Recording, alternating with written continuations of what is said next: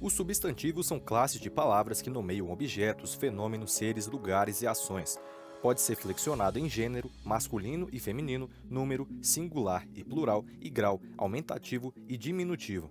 Os tipos de substantivos são: substantivo comum, palavras que designam os seres da mesma espécie de forma genérica, como por exemplo, pessoa, gente e país. Substantivo próprio, particularizam pessoas, países, cidades e etc., como por exemplo, Brasília, Rio de Janeiro e João.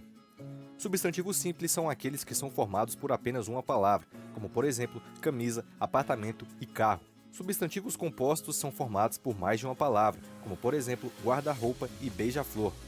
Substantivos primitivos são os que não derivam de nenhuma outra palavra, como por exemplo, casa, folha e chuva.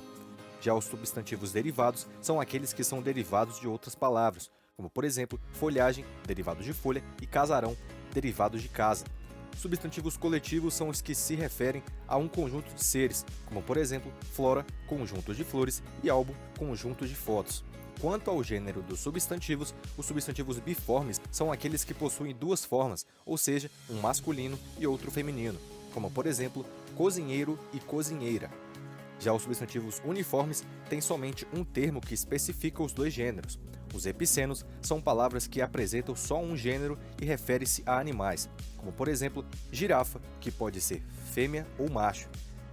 Os sobrecomum são palavras que apresentam somente um gênero e se refere a pessoas, como por exemplo, criança, que pode ser masculino ou feminino. E o comum de dois gêneros é o termo que se refere aos dois gêneros, tanto masculino quanto feminino, identificado por meio do artigo, como por exemplo, o artista ou a artista.